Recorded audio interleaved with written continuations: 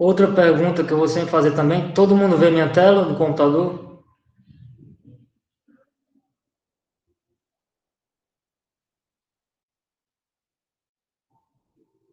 Beleza, está todo mundo vendo minha tela, então, caso haja algum problema, vocês podem falar.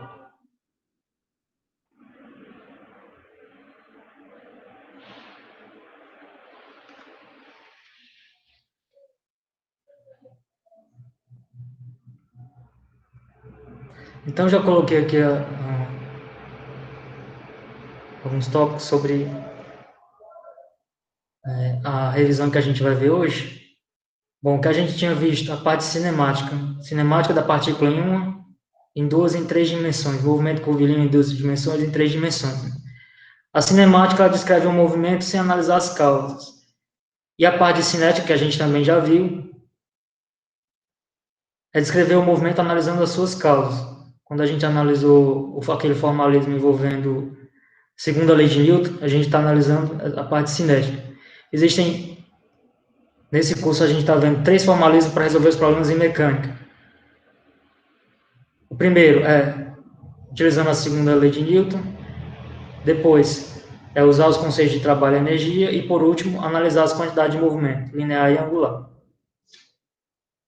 Então, para o movimento de uma partícula em uma dimensão,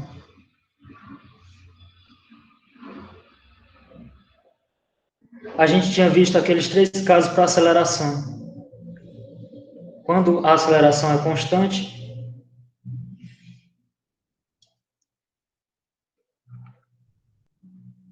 o caso em que a aceleração ela é função do tempo, o caso em que a aceleração é função da velocidade e o caso em que a aceleração é função da posição. E a gente viu, para cada um desses casos, um exemplo e resolveu um probleminha envolvendo uma partícula o movimento da partícula em uma dimensão, usando a coordenada S para descrever o movimento. E aí, para resolver as equações, a gente usava aquele artifício. VdV é igual a AdS.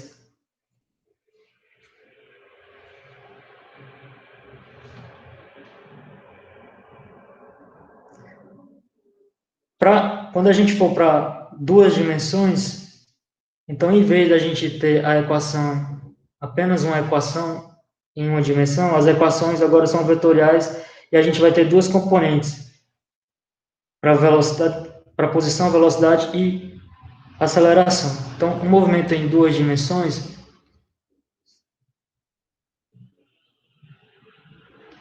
a velocidade é derivada da posição em relação ao tempo, e a gente vai usar a simbologia R ponto, um ponto representa a derivada primeira em relação ao tempo, 2 pontos representam a derivada segunda em relação ao tempo.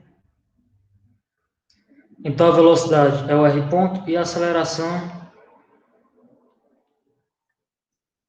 derivada segunda da posição, é R2 pontos. E um movimento em duas dimensões, aqui vamos colocar a trajetória de uma partícula, um movimento no plano bidimensional. Então, a partícula está na posição R. Se ela vai para uma posição posterior,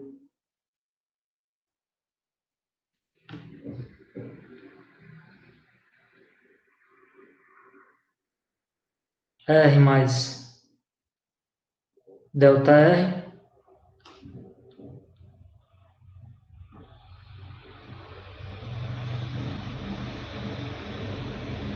Então, essa distância aqui, em uma escala maior, é o delta R.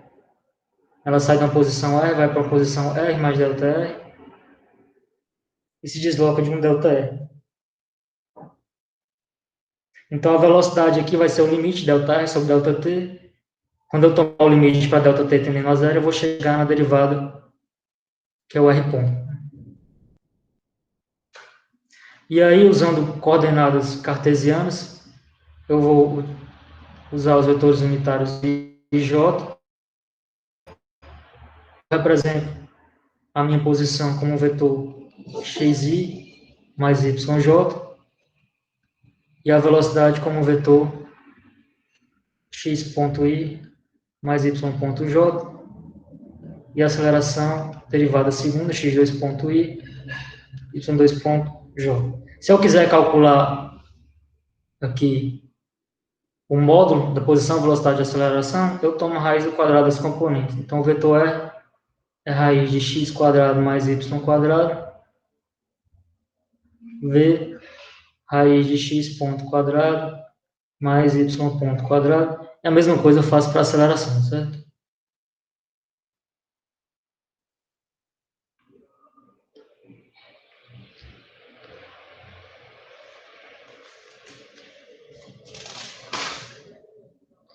Explorando um movimento de uma partícula em duas dimensões, a gente tinha visto o movimento de um projétil,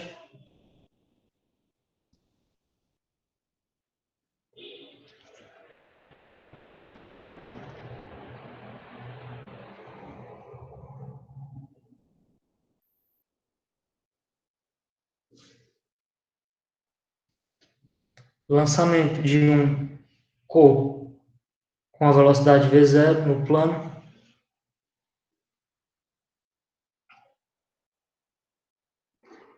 e aí ele segue essa trajetória com um alcance R. A velocidade é lançada com um ângulo θ, sai aqui corpo com a velocidade v0, formando um ângulo θ, então tem uma componente x da velocidade e uma componente y.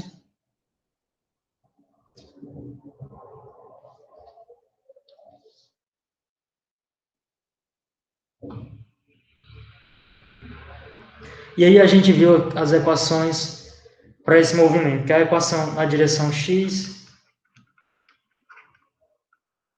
eu vou ter que o x, a posição é o v0 cosseno de θ, t, a velocidade na direção x é o v0 cosseno de θ, e a aceleração na direção x é igual a zero, porque não tem aceleração.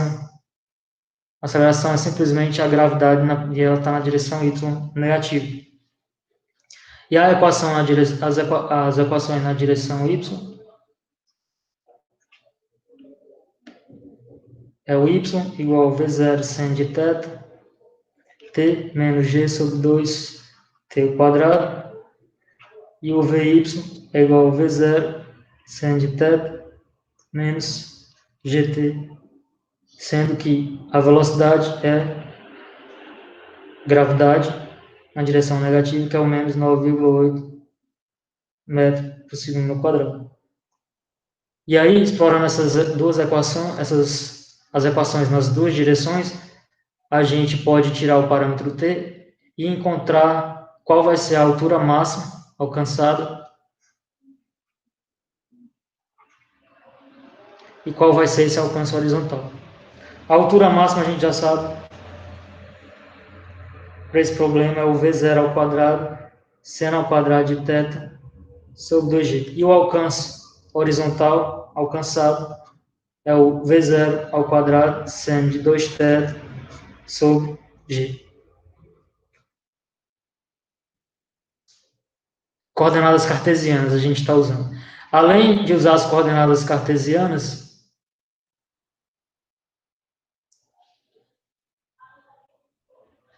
a gente usou também, a gente explorou as coordenadas polares no plano e normal e tangencial.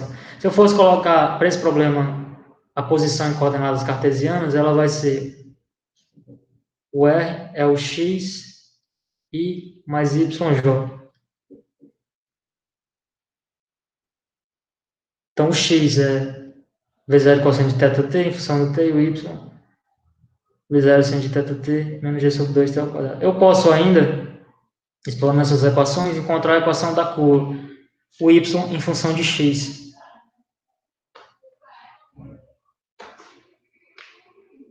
As equações para as coordenadas normal e tangencial que a gente tinha visto,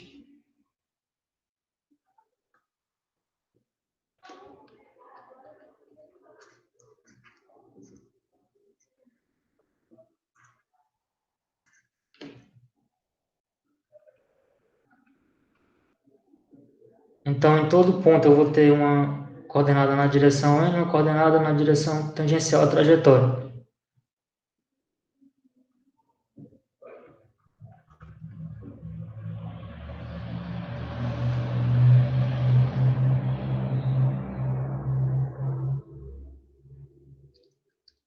Então, por exemplo, aqui ponto A, ponto B, uma coordenada na direção n, uma coordenada na direção tangencial. E o vetor velocidade escrito em coordenadas polares é o ρ, beta ponto, vezes um vetor unitário na direção tangencial. A aceleração ela é v ao quadrado sobre ρ, vetor unitário na direção normal, mais v ponto, vetor unitário na direção tangencial.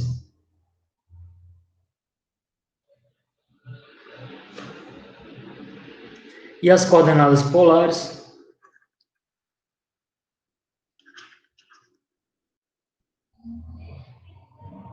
se eu descrevo o meu movimento em termos das coordenadas, um vetor R, e um vetor unitário na direção R, e um vetor unitário na direção θ, o ER e o Eθ. E aqui tem a trajetória que segue a minha partícula. Então eu descrevo o R, é o R, vetor unitário na direção R, a velocidade é o V, é o R ponto, e ela tem duas componentes, que é o R ponto na direção R, mais o R θ ponto na direção θ. E a aceleração, ela tem uma componente R e uma componente θ, mas a componente R ela é formada por esses dois termos, R2 ponto menos R θ ponto ao quadrado, é R, mais o outro termo que envolve o vetor unitário na direção θ, que é o R, θ 2 pontos, mais 2R ponto, θ ponto, vetor unitário na direção θ.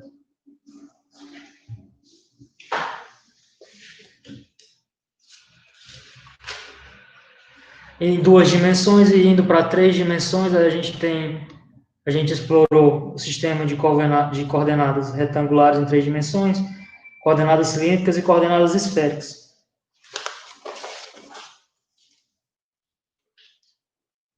Então, descrever o movimento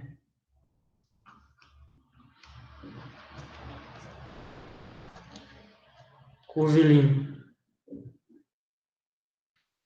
no espaço, usando as coordenadas retangulares, coordenadas cartesianas, eu descrevo o meu espaço como sendo formado pelos eixos x, y, z, e o meu vetor posição R é dado por uma coordenada na direção x, uma coordenada na direção y e uma coordenada na direção z. Então, R, xi mais yj mais ek. A velocidade é a derivada do R, então é R ponto. Então, eu vou ter x ponto na direção y, y ponto direção j, z ponto direção k. E a aceleração, derivada segunda da posição, x2 ponto y, y2 ponto j, z2 ponto k.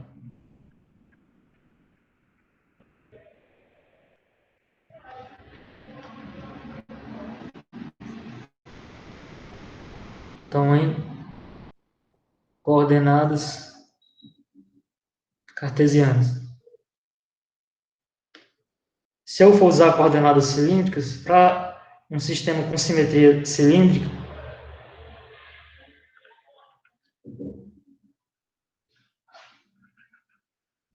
eu vou usar as coordenadas polares no plano, vetor R.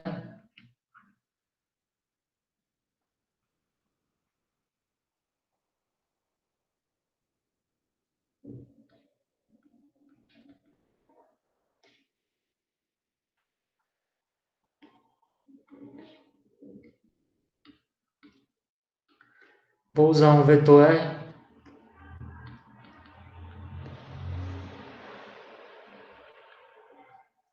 na direção R, e aqui tem o vetor unitário eθ na direção de θ. E acrescenta, além das coordenadas polares no plano, para as coordenadas únicas, eu acrescento a direção z, com a coordenada z na direção K. Então, meu vetor posição em coordenadas cilíndricas, ele é um R na direção R, no plano, mais um Z na direção K. A velocidade é o R ponto,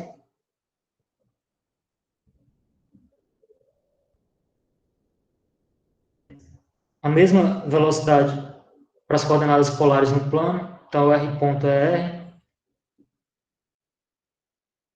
mais R θ ponto é θ, mais um Z ponto na direção K. Acrescenta o termo na terceira direção, o Z na direção do vetor unitário K. E a aceleração é o R2 pontos.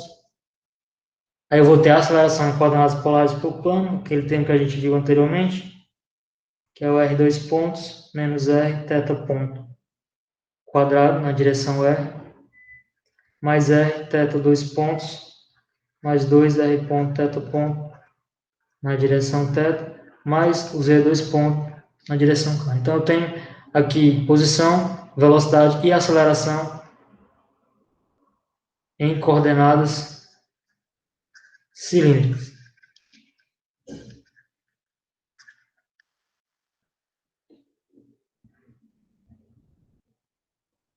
E aí, logo após a gente terminar o conteúdo, a gente vai resolver um exercício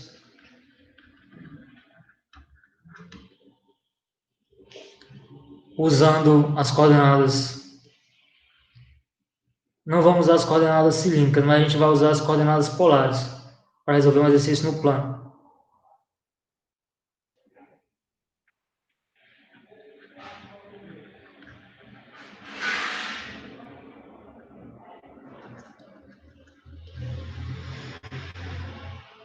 E aí no espaço ficou faltando somente a gente falar sobre as coordenadas esféricas.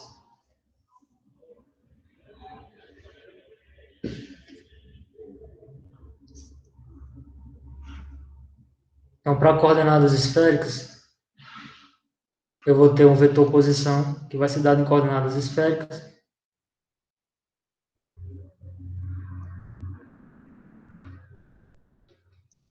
Que são as coordenadas R, θ e φ.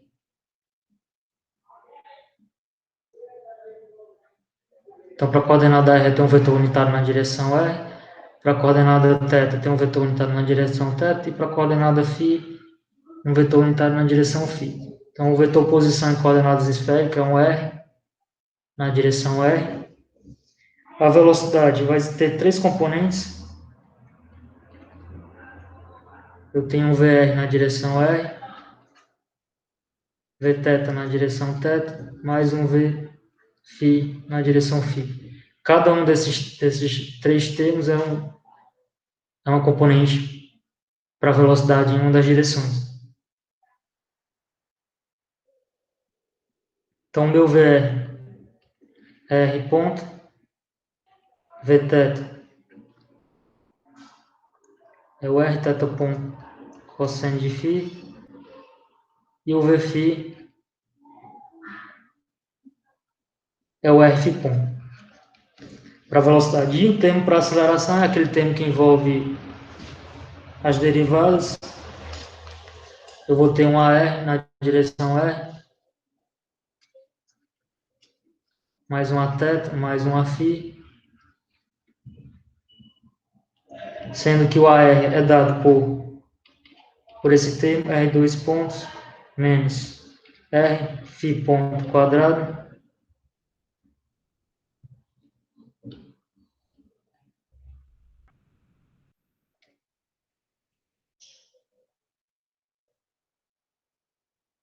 menos R, θ ponto quadrado, cosseno quadrado,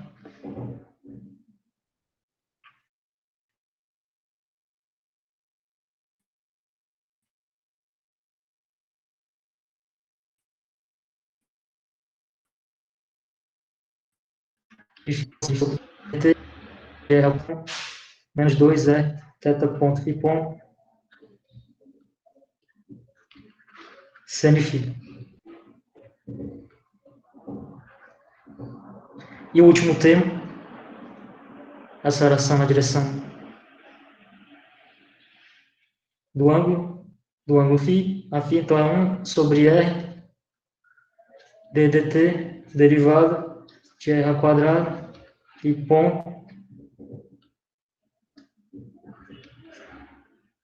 mais r, θ ponto quadrado, seno de φ, cosseno de φ.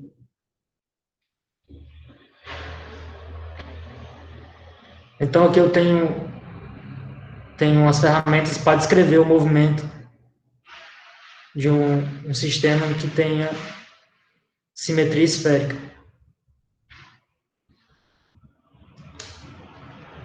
Além de descrever o movimento usando os sistemas de coordenadas, os movimentos curvilíneos no plano e no espaço, a gente viu as equações para o movimento relativo.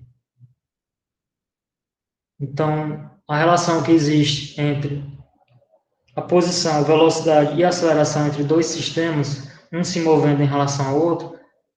Então, eu vou tomar um sistema XY maiúsculo e um sistema XY minúsculo.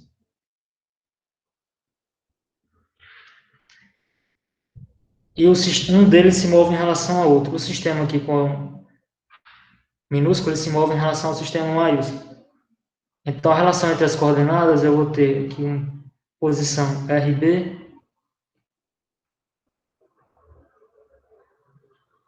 aqui a coordenada relativa é RAB, a posição da minha partícula, e aqui é a coordenada RA. E a relação entre as coordenadas que eu vou ter entre os dois sistemas é a coordenada RA é igual à coordenada RB mais a coordenada relativa. Derivando essa equação, eu encontro a relação entre as velocidades dos dois sistemas. Velocidade VA é igual a velocidade VB mais a velocidade relativa. E para a aceleração de A é igual a aceleração em B mais aceleração relativa de A em relação a B. Se o sistema minúsculo se move com velocidade constante em relação ao sistema maiúsculo, esse termo aqui ele se anula e a aceleração dos dois sistemas permanece o mesmo. Os sistemas são considerados sistemas inerciais.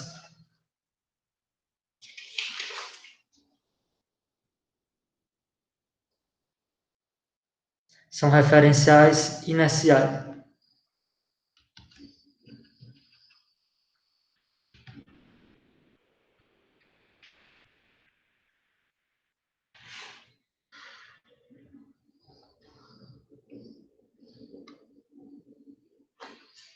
Então, o que a gente tinha visto na parte de cinemática de partículas, para descrever o movimento sem analisar as causas, a gente para em movimento relativo, e em seguida a gente tinha visto, começou a ver a parte de cinética.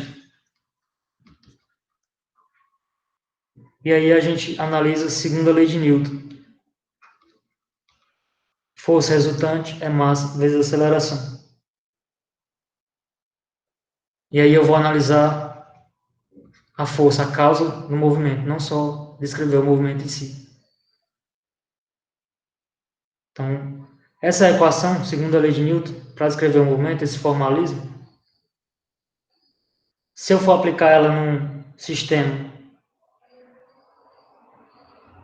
tridimensional, se for um problema em 3 dimensões no espaço curvo, eu posso explorar ele em coordenadas cartesianas, coordenadas dependendo da geometria, eu posso explorar em coordenadas cartesianas, coordenadas cilíndricas ou coordenadas esféricas. Suponha que eu estou em coordenadas cartesianas, essa equação vetorial ela vai recair em 3 equações escalares. Então, eu vou ter na direção x uma equação para força e aceleração na direção x, outra equação na direção y e uma terceira equação na direção z.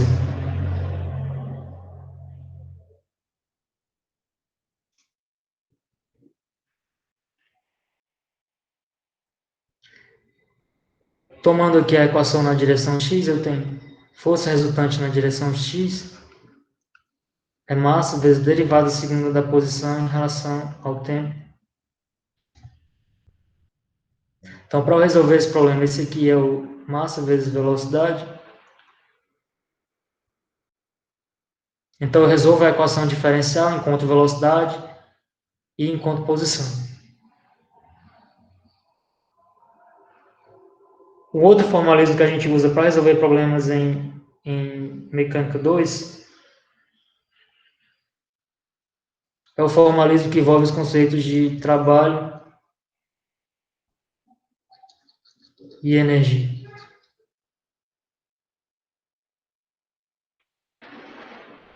Quando eu me refiro em mecânica 2, que é em relação à nossa disciplina, mas eu estou me referindo à dinâmica, né? São problemas que envolvem movimento.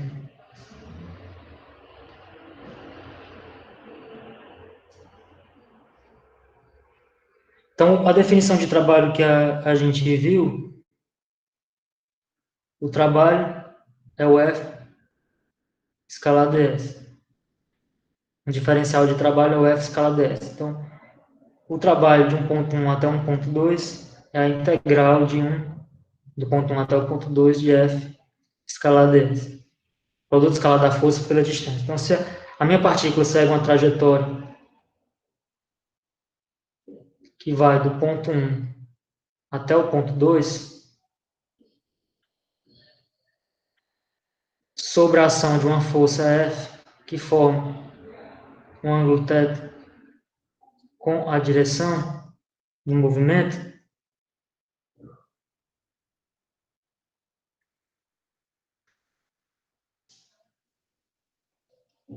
então o trabalho para ela ir do ponto 1 até o ponto 2 é dado pela integral da força do ponto 1 até o ponto 2, a integral do produto escalar da força pela distância, do ponto 1 até o ponto 2. Então, se eu estiver usando coordenadas cartesianas, eu ponho o meu F como sendo fxi mais f, 3 componentes, e o meu elemento de distância, o diferencial de distância é o dx, dy, dz, nas 3 direções. E o meu trabalho, quando eu fizer o produto escalar, de f escalar ds, então eu vou ficar com 3 componentes, fx dx, mais fy dy, mais fz dz. E aí eu faço a integral em cada uma das direções, a integral na direção x, outra integral na direção y e uma terceira integral na direção z, para calcular o trabalho.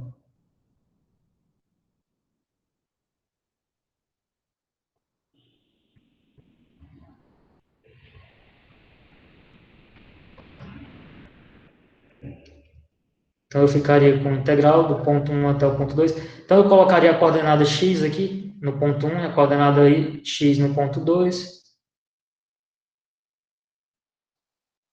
mais aí a integral na direção y e a integral na direção z. E aí eu calculo o trabalho para a partícula aí do ponto 1 ao ponto 2.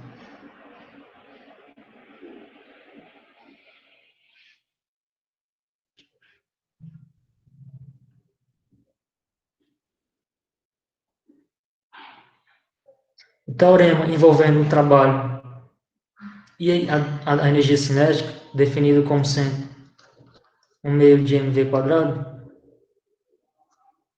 que a gente mostrou em sala de aula. Como a gente está revisando, eu vou apenas citar aqui o teorema. Então, o trabalho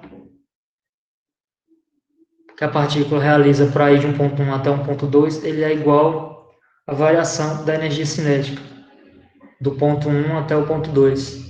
Então, é a energia cinética no ponto 2 menos a energia cinética no ponto 1. Então, o trabalho de 1 a 2 é 1/2 de mv2 quadrado menos 1/2 de mv1 quadrado. Essa grandeza é definida, é a energia cinética.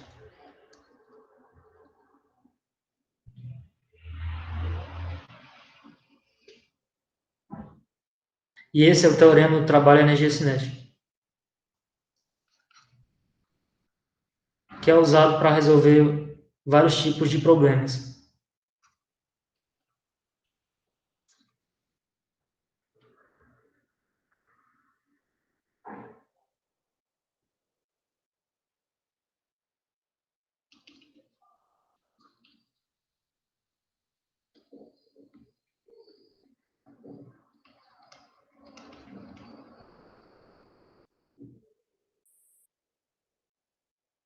E além da energia cinética, a gente definiu a energia potencial para dois casos. A gente viu a energia potencial gravitacional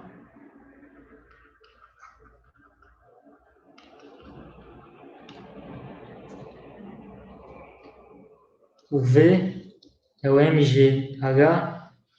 Eu tenho o caso de uma partícula que está a uma altura h,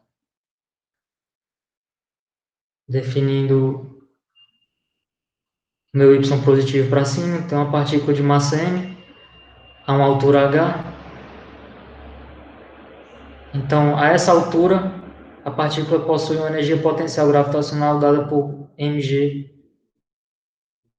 a massa vezes gravidade, é 9,8 g.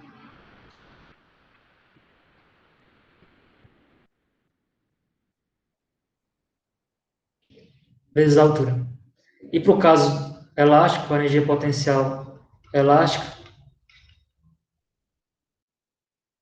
o V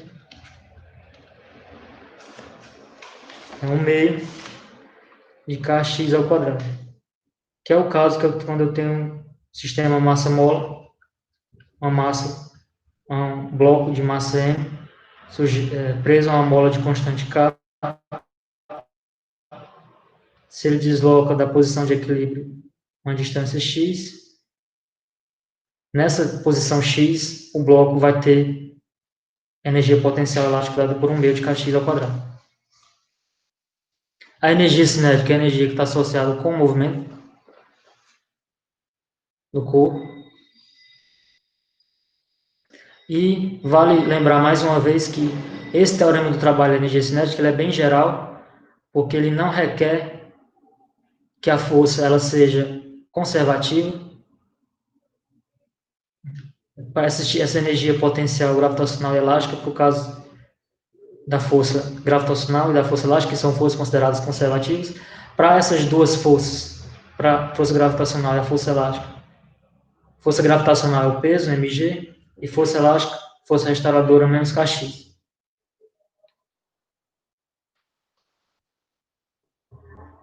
Para o caso dessas duas forças que são conservativas, vale que o trabalho, para ir do ponto 1 ao ponto... O trabalho é menos variação da energia potencial. Se for, por exemplo, de um ponto 1 ao ponto 2, o trabalho é menos variação da energia potencial do ponto 1 até o ponto 2. Para as forças conservativas. Essa equação é para as forças conservativas. Essa equação do trabalho que envolve energia cinética, ela é mais geral.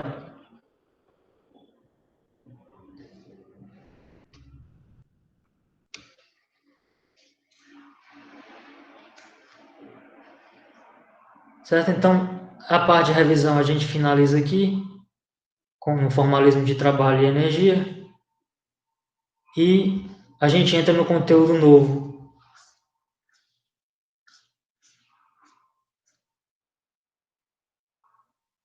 Quantidade de movimento. Então, primeiro a quantidade de movimento linear, impulso e quantidade de movimento linear, e depois a gente vê a quantidade de movimento angular. Quando eu terminar de falar sobre as quantidades de movimento, a gente resolve o problema. A gente faz o exercício.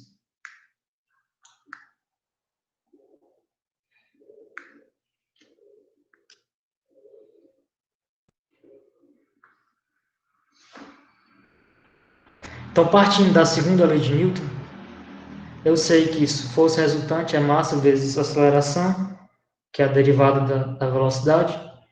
Então, eu tenho massa vezes derivada em relação ao tempo da velocidade, eu posso colocar isso daqui como sendo derivado em relação ao tempo de massa vezes velocidade. Essa grandeza que está aqui, mv, é o que a gente define como sendo a quantidade de movimento linear. Esse é o G, o vetor quantidade de movimento linear que foi colocado aqui. Então, eu posso colocar a segunda lei de Newton, força resultante, como sendo derivada em relação ao tempo do G, ou G'. Então, aqui nessa figura, a gente tem a trajetória de uma partícula de massa m, que se move aqui no instante t1, da posição r1, para um instante t2, na posição r2, aqui ele tinha velocidade v1, aqui tinha velocidade v2. Então, num determinado tempo t, no qual a partícula tem uma posição r, uma velocidade v, ela vai ter uma quantidade de movimento dada por g igual a mv.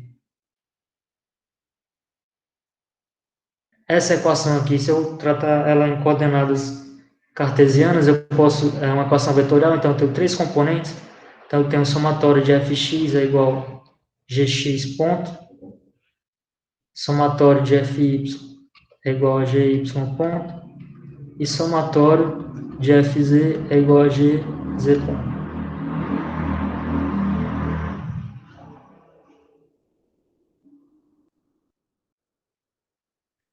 Então pega essa equação aqui de novo,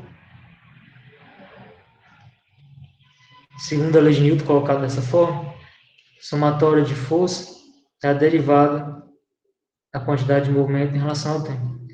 Eu vou separar os diferenciais. Se eu separar os diferenciais, eu fico com o somatório de F, dt, força resultante, igual dg. Separei os diferenciais e depois vou passar a integral do ponto 1 até o ponto 2. Suponho que a partícula saiu aqui do ponto 1 até e seguiu em direção ao ponto 2. Então, aqui de um tempo t1 até um tempo depois, t2, eu posso colocar o t1 como sendo zero. E aqui o g, então, vai de uma posição 1 até uma posição 2, eu posso colocar aqui de um G1 até um G2.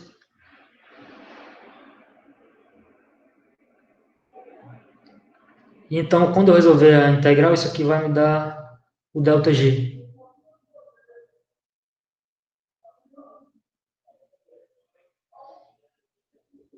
Então, esse é o teorema do princípio do impulso, quantidade de movimento linear, que me diz que a integral da força no tempo, no intervalo T1, no intervalo de tempo, por exemplo, de T1 até T2, é a variação da quantidade de movimento linear.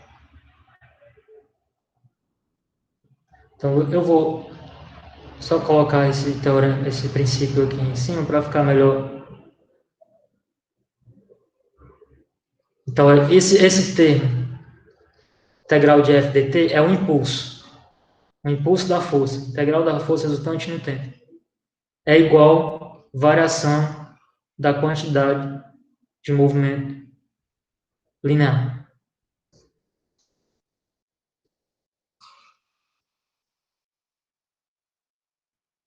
Variação da quantidade de movimento linear. Então, eu tenho uma equação vetorial. Se eu tiver em 3 dimensões, isso aqui vai me dar 3 equações escalares.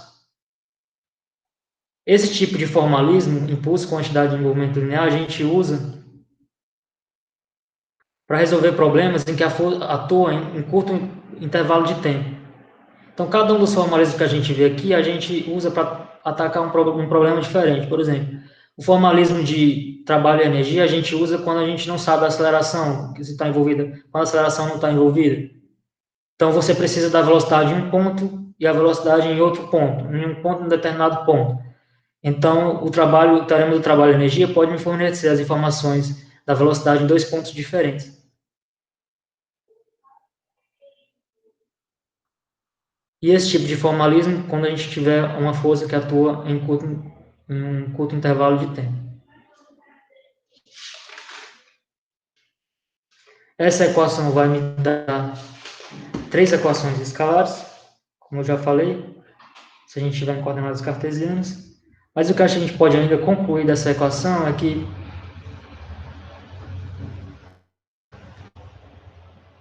se a força resultante atuando, só que a força resultante somatória de todas as forças na partícula, se, em vez de colocar nesse quadro, eu vou colocar o quadro seguinte.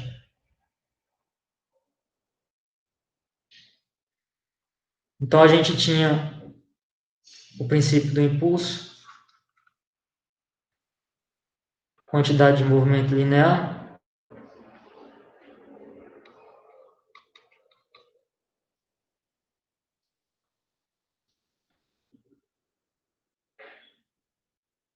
se força resultante for igual a zero, isso implica que a variação da quantidade de movimento linear é igual a zero. Então, a quantidade de movimento linear ela vai se conservar. Então, G1 é igual a G2. Então, eu tenho aqui a conservação da quantidade de movimento linear.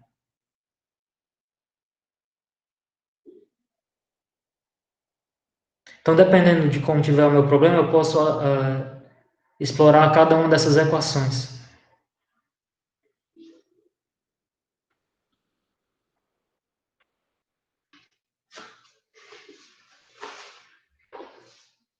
Além da quantidade de movimento linear, a gente usa também a quantidade de movimento impulso e quantidade de movimento angular. A gente usa a quantidade de movimento angular. A quantidade de movimento angular é definida por essa expressão.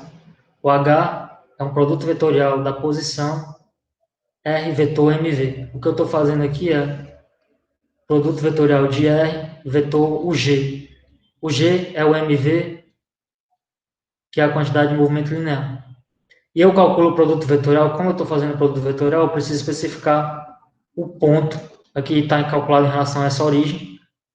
O ponto em relação ao qual eu estou calculando o produto vetorial.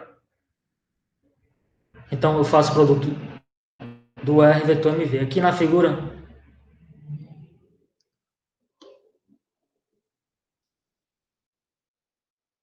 eu tenho uma partícula que segue uma trajetória. Aqui está a posição R. E nesse ponto P, ela tem velocidade V. Então, a quantidade de movimento linear é mv. Ela forma um ângulo θ com uma posição. Se eu calcular aqui o H, a quantidade de movimento angular, eu vou pegar o produto vetorial de R com mv. Tomando o plano de R com mv, a gente chega daqui e vai para essa figura que está embaixo. Que envolve aqui, eu peguei somente o plano formado pelo vetor R e pelo vetor mv, o G.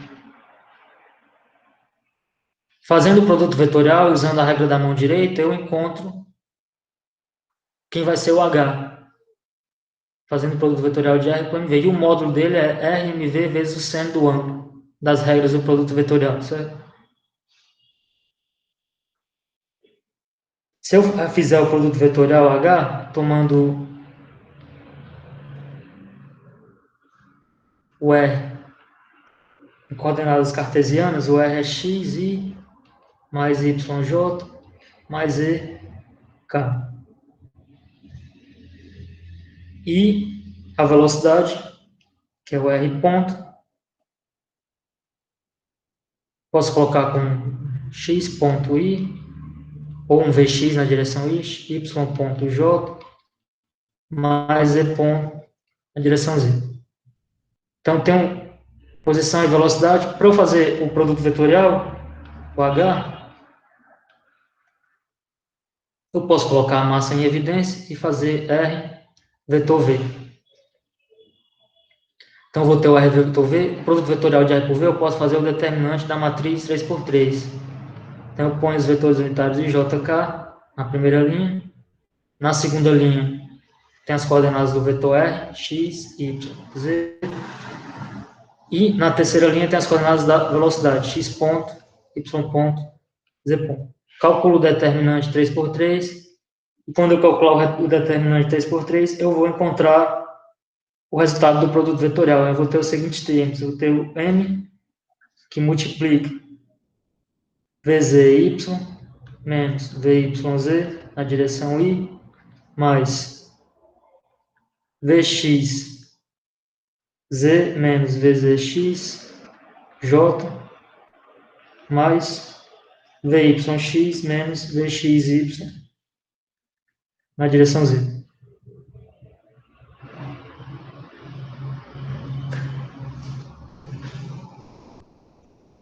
Fica mais fácil de ver isso daqui olhando para a figura que onde tem os componentes MVX, MVY e MVZ. Para cada uma das direções da quantidade de movimento linear. Porque eu estou fazendo o produto vetorial da quantidade de movimento linear com o vetor posição R.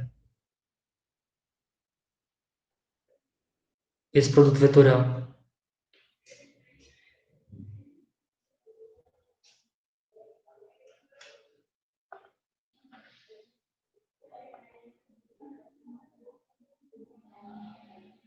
Então, seguindo, vamos partir dessa equação, pegar essa equação para a quantidade de movimento angular e encontrar uma relação que envolva a taxa de variação dela em relação ao tempo.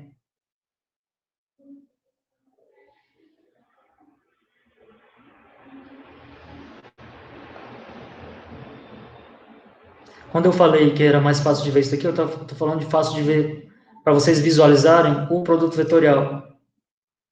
O produto vetorial do G pela posição.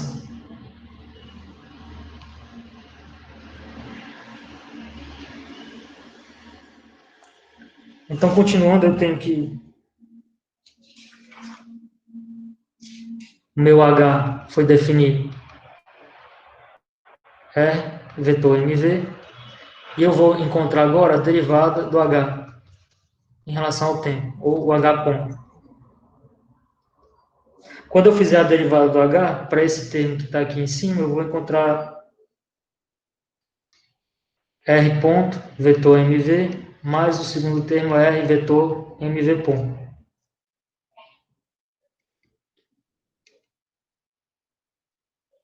Aqui eu vou ter V, produto vetorial com MV, mais E, produto vetorial com MV ponto.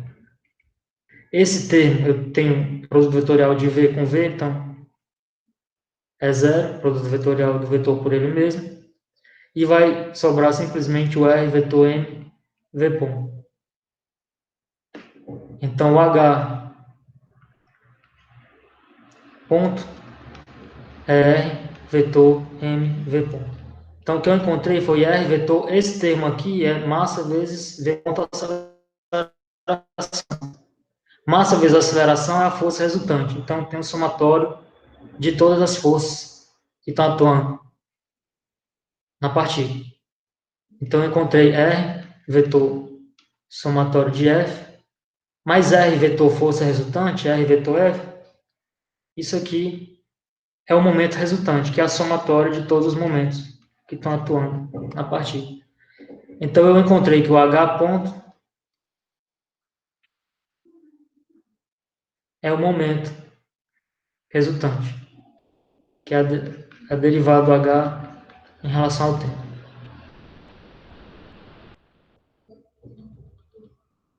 Vamos colocar só derivada do H em relação ao tempo, momento resultante.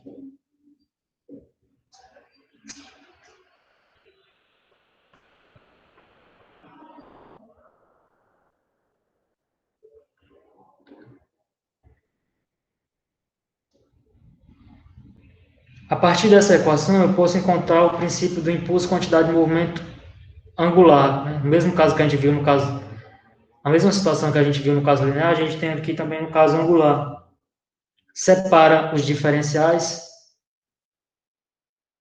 Quando eu fizer isso, eu vou ter que somatório de momento dt é igual a dh. Integro os dois termos, antes e depois da equação, um instante T1 um instante T2.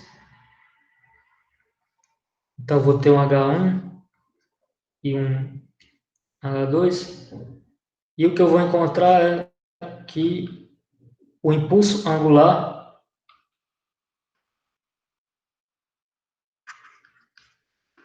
é igual à variação da quantidade de movimento angular.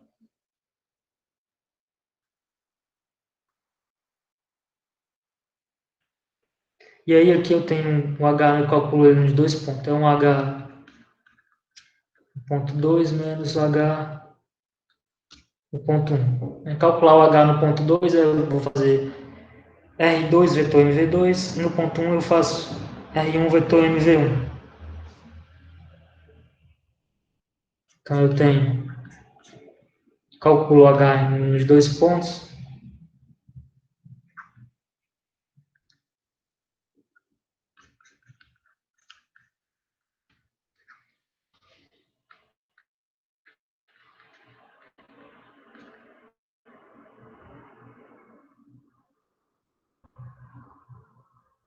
e aí eu tenho, resolvo a minha equação, dependendo do problema, eu resolvo esta equação. Outra conclusão que a gente pode tirar disso daqui é que a quantidade de movimento ela vai se conservar se o momento resultante for zero. Então, eu vou acrescentar aqui do lado.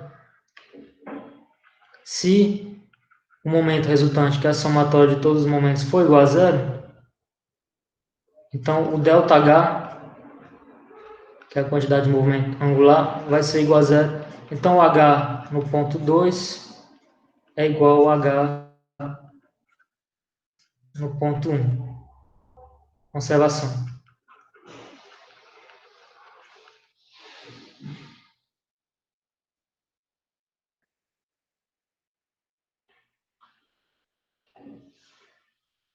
Certo? Então, sabendo disso, o que é que eu posso explorar, principalmente do que foi de conservação da quantidade de movimento, princípio do impulso, quantidade de movimento angular, definição de quantidade de movimento angular, e para o caso linear, a definição de quantidade de movimento linear, o teorema de impulso, quantidade de movimento linear e conservação da quantidade de movimento linear.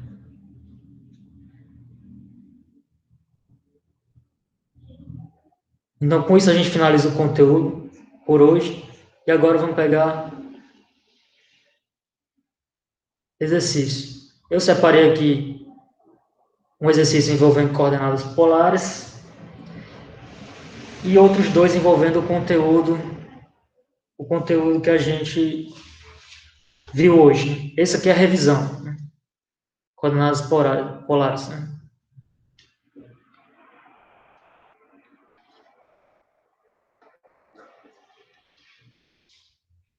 Então, esse problema ele me diz o seguinte: eu tenho um avião a jato voando. Se todo mundo estiver vendo, se alguém estiver tendo algum problema, avisa que eu aumento a figura.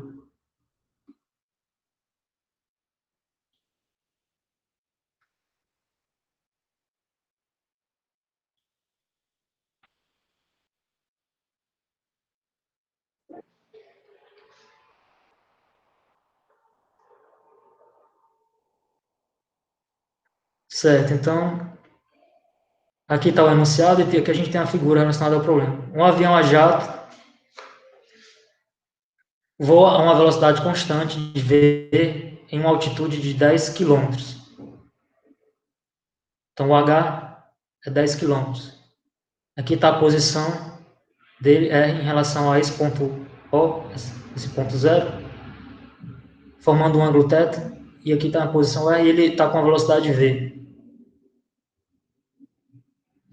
O ângulo θ está diminuindo a uma taxa de 0,02 radianos por segundo, quando o θ é igual a 60 graus.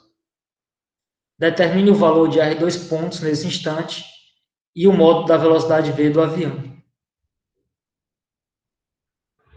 Então ele quer que conte quem é R2 pontos e a velocidade v, o módulo da velocidade.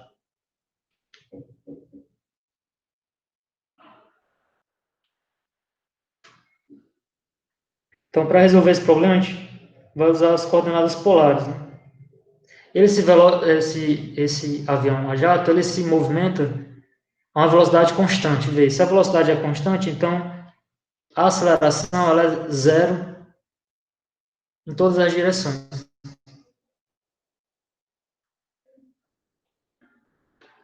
Então, vou fazer um esquema com o desenho para a gente colocar aqui o diagrama de corpo livre com os vetores. Então, aqui eu tenho os meus eixos.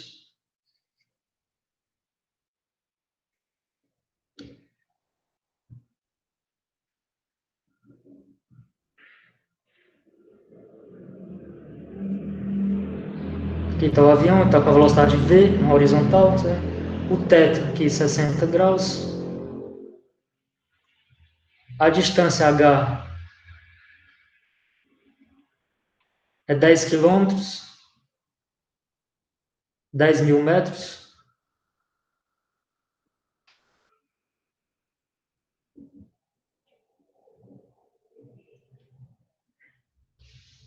E aí eu vou ter aqui as componentes da velocidade e as componentes da aceleração.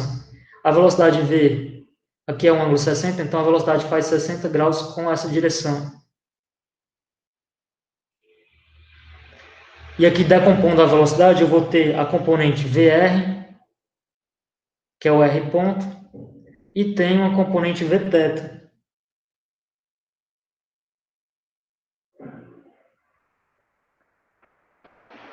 que é o Rθ ponto. E para aceleração eu tenho também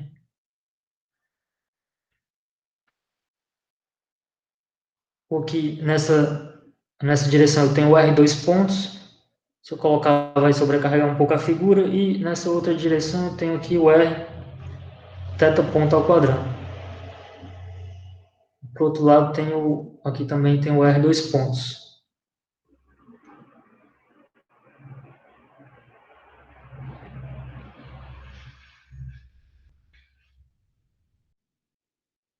Eu vou tirar aqui onde eu coloquei a velocidade, porque está sobrecarregando um pouco.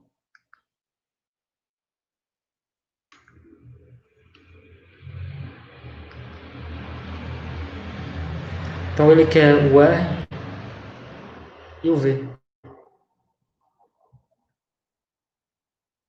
E para essa outra direção eu tenho o R2 pontos. Tem o R ponto e tem o R2 pontos. De tal forma que a aceleração na direção R ela é zero e a aceleração na direção θ também é zero. Então aqueles termos para aceleração em coordenadas polares. A aceleração em coordenadas polares ela é dada por R2 pontos menos R θ ponto quadrado na direção R mais o 2R ponto θ ponto mais R θ 2 pontos na direção θ.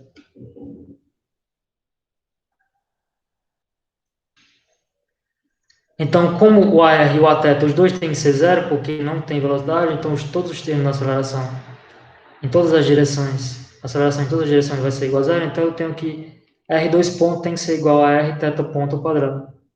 Então, com essa equação, eu já encontro quem vai ser o R2 ponto, que é uma das coisas que o problema está pedindo.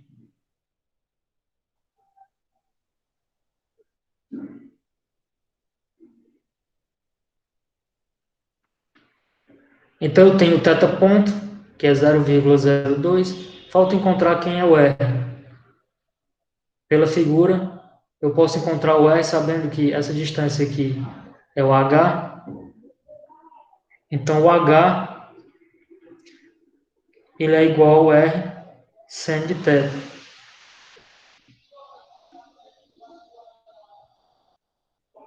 HR seno de θ, então o R é H dividido pelo seno de θ. Então, o R dois pontos é o R, é H, θ ponto ao quadrado dividido pelo seno de θ.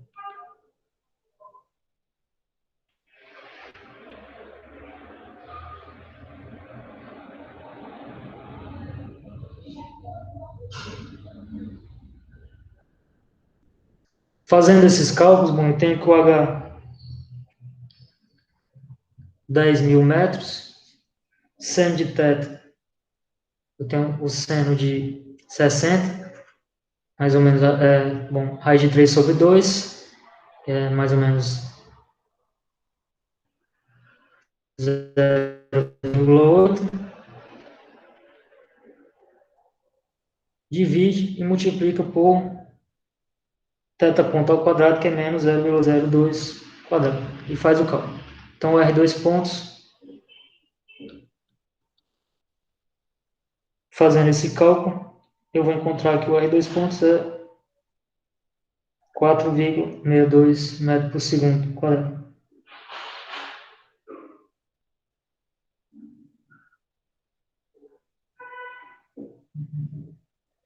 Então, encontrou o R2 pontos, agora eu vou precisar saber qual vai ser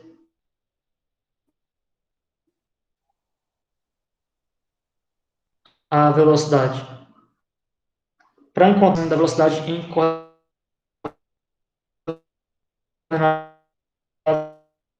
polares, R ponto na direção R, mais R θ ponto na direção θ. Então, essa componente, R θ ponto, é a componente da velocidade na direção θ. Então, V θ é R θ ponto. Mas o meu V θ é o V seno de θ, é essa componente aqui, V θ. O V cosseno é o meu VR, e o V seno é o V θ. Então, esse R θ ponto é o V seno de θ. Então, eu sei qual é o ângulo, eu sei quem é θ ponto, sei quem é o R, eu posso encontrar o V. Só que o meu θ ponto, ele é decrescente, então é negativo. Então, para encontrar o V em módulo, eu vou pegar o módulo de R θ ponto dividido por seno de θ. Então, o R eu já encontrei, que é H sobre seno de θ, substituo aqui, fica H vezes θ ponto sobre seno ao quadrado de θ. Substituindo os valores, o H é 10 a quarta em metros, o θ ponto é menos 0,02, divide pelo seno ao quadrado, que é o raiz de 3 sobre 2 ao quadrado. Então, o V, fazendo o cálculo, é 267 metros por segundo. Então, eu encontrei o V e encontrei o R2 pontos, que o problema está pedindo.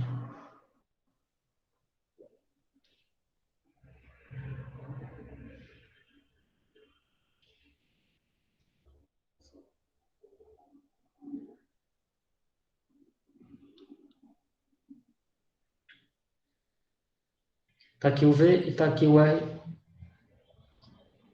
pontos. Um probleminha revisando coordenadas polares.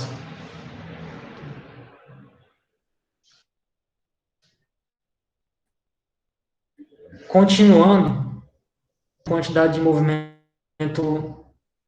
Eu te separei mais dois problemas, mas eu vou fazer só mais um.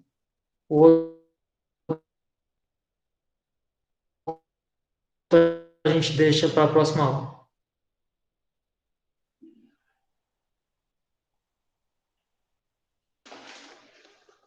Nesse problema, a gente tem o seguinte.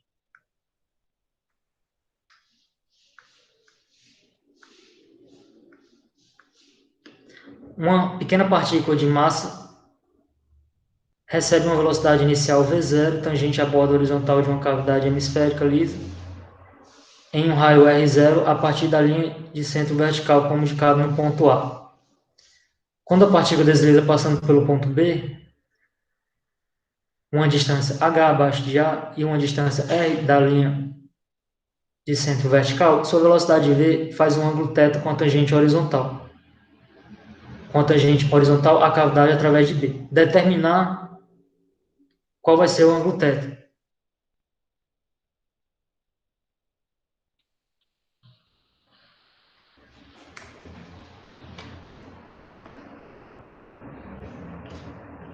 Então, esse é um problema que envolve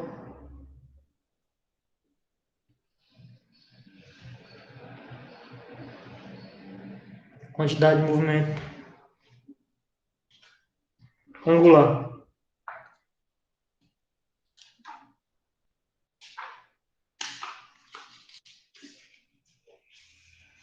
E para resolver ele, a gente vai usar a conservação da quantidade de movimento angular e vai usar a equação para energia.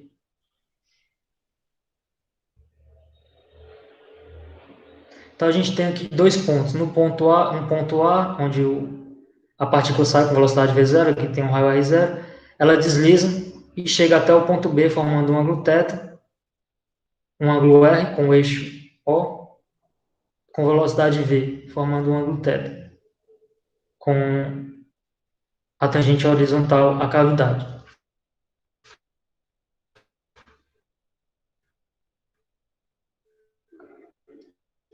Então,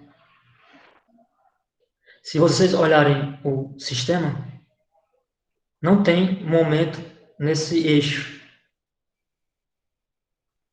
O momento resultante nesse eixo, ele é zero.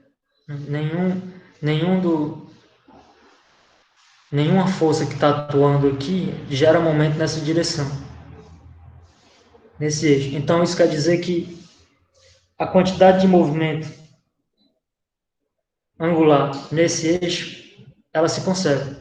Lembra da equação que a gente discutiu agora há pouco? Que o dH dt é momento resultante. Se momento resultante é igual a zero, não tem momento nesse eixo, então isso quer dizer que o H nesse eixo, ele se conserva. Então eu calculo, tomando esse eixo como sendo eixo Z,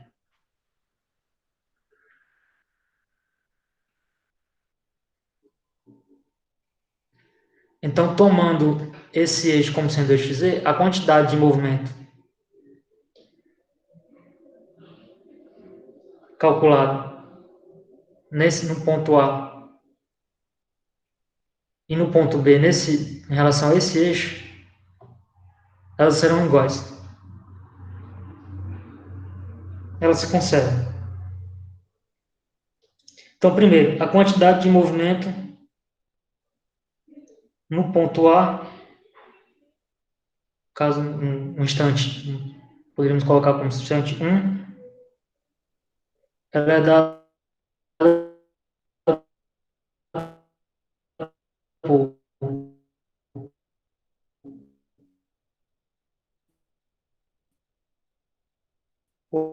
o H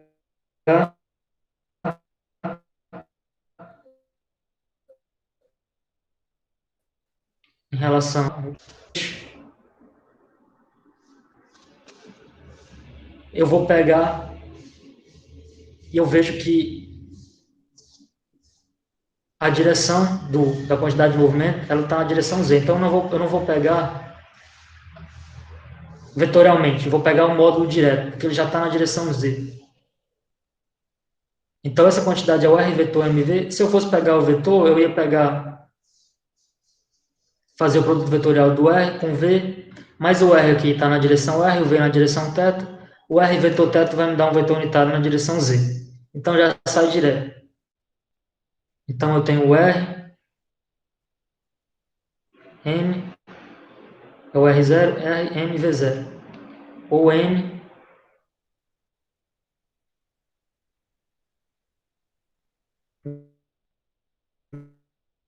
V0, R0. E a outra quantidade de movimento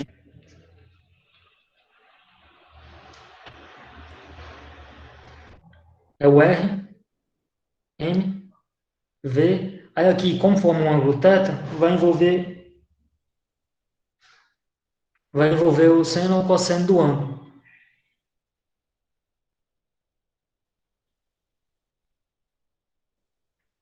De acordo com o produto vetorial, eu tenho aqui o módulo do momento, o H, é R, MV vezes o seno do ângulo entre o R e o V.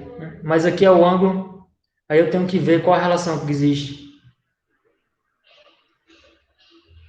Que o ângulo V está formando aqui, a velocidade V está formando um ângulo θ com a tangente horizontal. Mas aí qual vai ser a relação que existe desse ângulo com o ângulo que a velocidade faz com a posição R, né? Quando eu for ver a relação, em vez de aparecer o seno, eu vou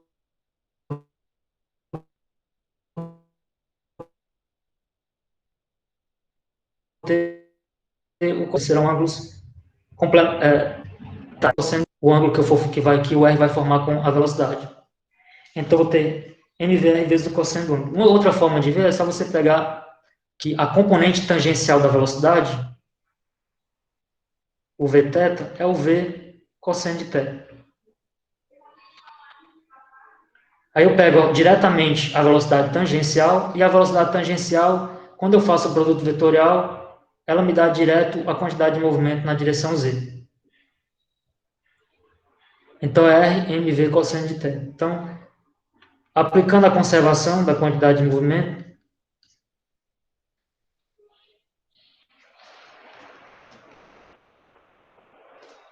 iguala as equações, eu vou ter que m v0 r0 é igual a m vr cosseno de θ. Eu posso cancelar a massa, então fica v0 r0 igual a vr cosseno de θ.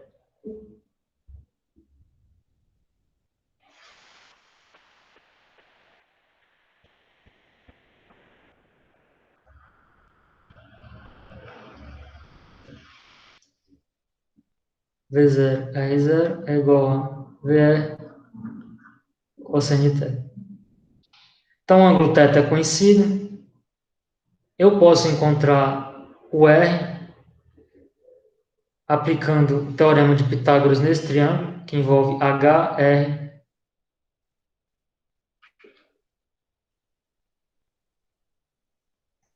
e o R0.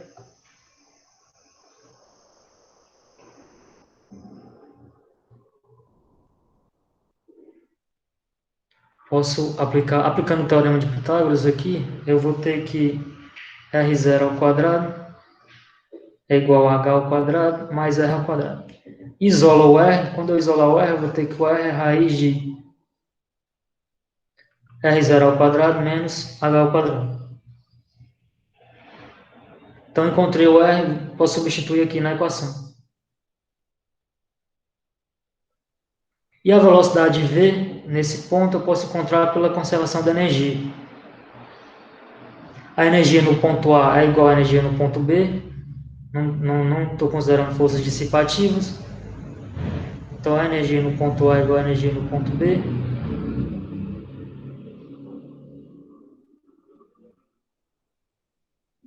Então, a energia no ponto A é a energia potencial mais a energia cinética.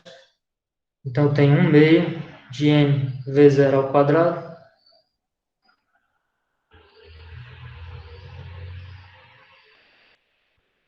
mais mgh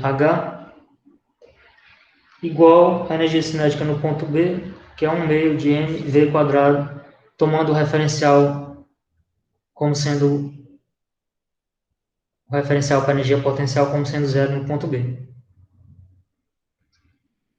Cancela as massas.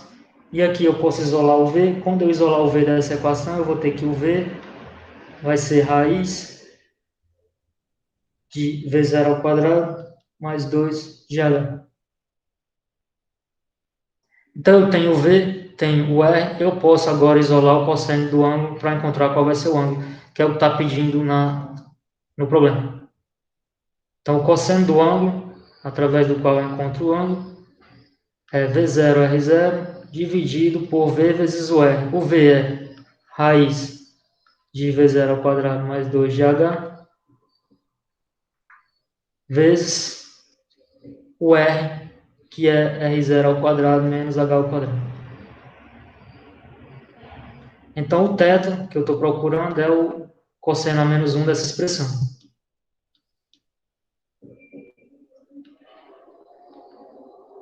Cosseno a menos 1 de V0 R0 dividido por raiz V0 ao quadrado mais 2 de H vezes raiz de R0 ao quadrado menos H.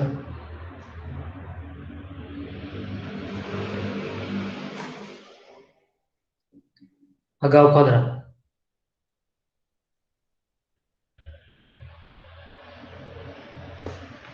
E aí eu encontrei o ângulo θ que estava sendo pedido no problema. Eu usei conservação da quantidade de movimento angular, conservação da energia,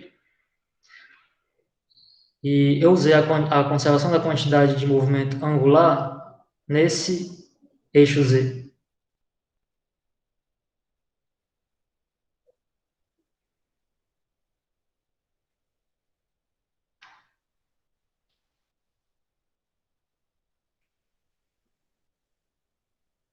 Então, eu vou parar a gravação e a gente fala sobre a disciplina.